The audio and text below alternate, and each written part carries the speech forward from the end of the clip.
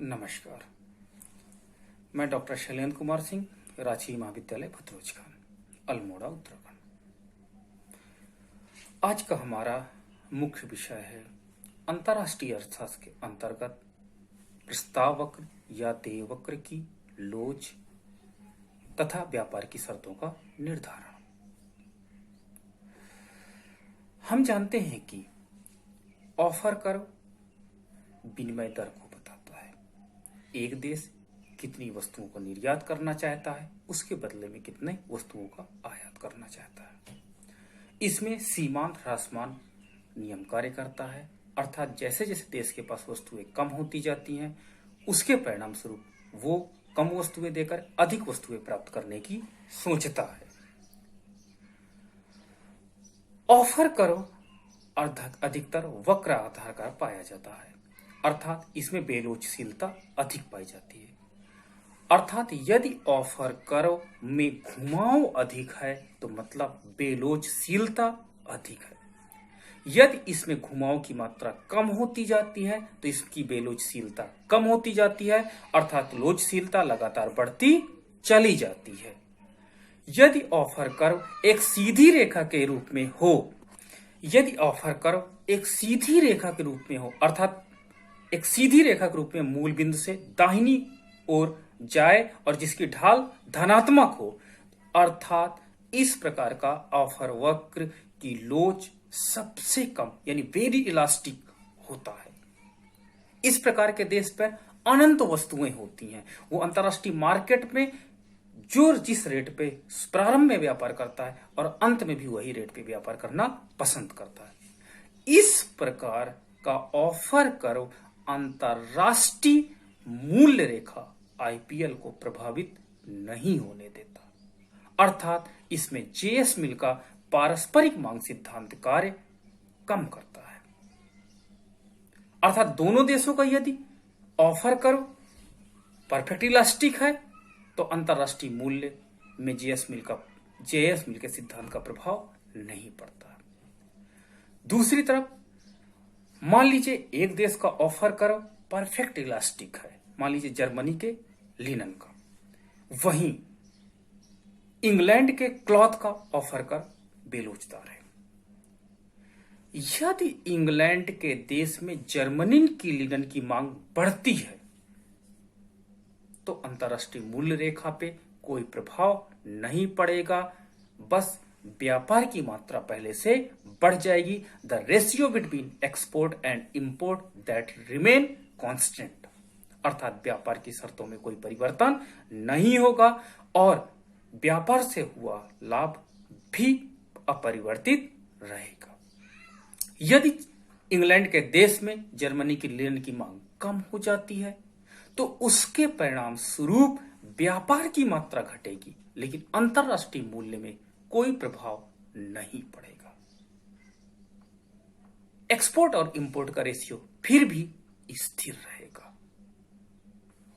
आइए हम इसे रेखा चित्र के माध्यम से और अधिक स्पष्ट करते हैं।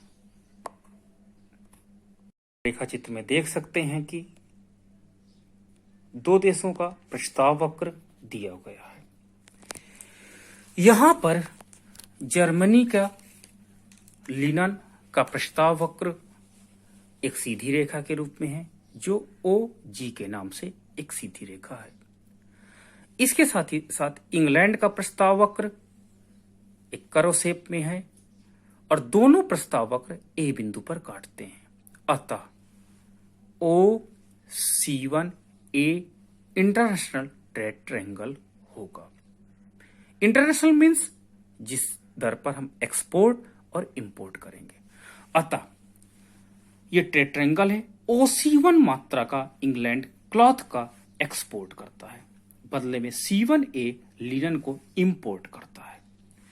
यदि व्यापार के अभाव में घरेलू देश में इंग्लैंड बेचता तो हमारे पास OC1A1 डोमेस्टिक ट्रेड ट्रायंगल होता, यानी अंतरराज्यीय व्यापार होता, जिसके परिणाम स्वरूप इंग्लैंड इतनी मात्रा में OC1 मात्रा में क्लॉथ का एक्सपोर्ट करता, बदले में A1C1 मात्रा में ही लिनन उसको घरेलू बाजार से प्राप्त हो पाती।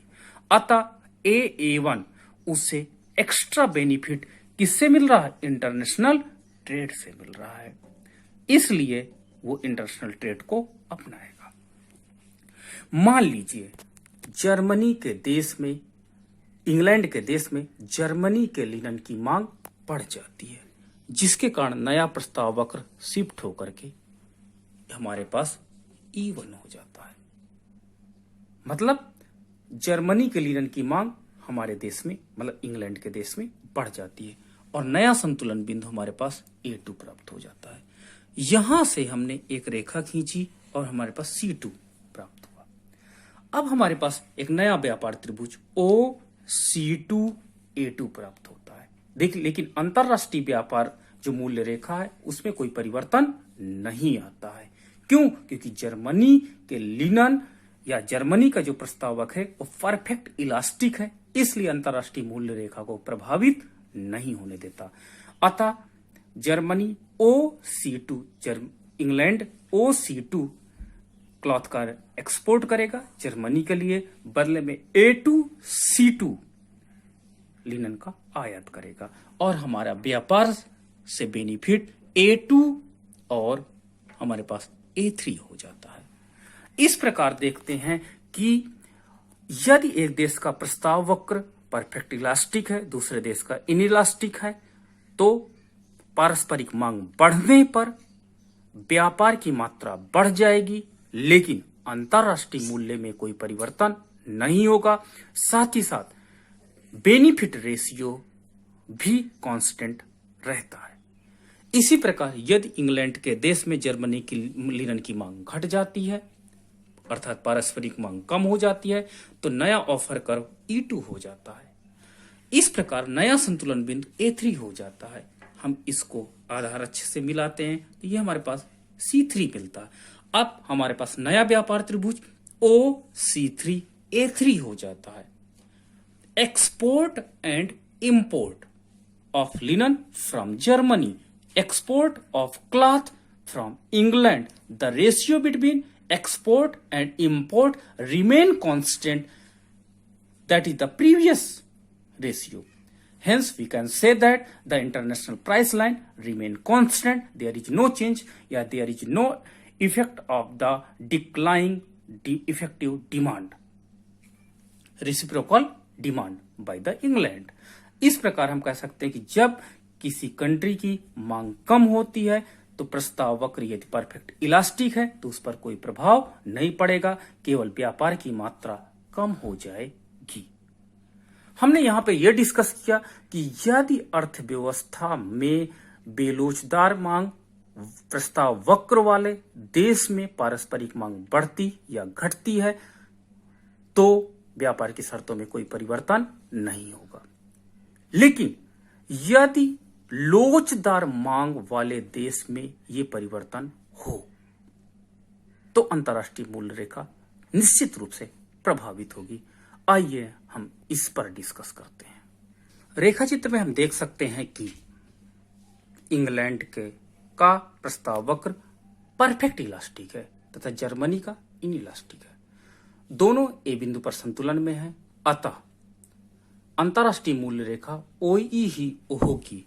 ये इंटरनेशनल प्राइस लाइन है जिस पर ट्रेड होगा। अतः OC1A ट्रेड ट्रायंगल है। इंग्लैंड इतना क्लॉथ एक्सपोर्ट करेगा और जर्मनी से इतने इंपोर्ट करेगा। मान लीजिए इंग्लैंड के देश में जर्मनी के लिनन की मांग बढ़ जाती है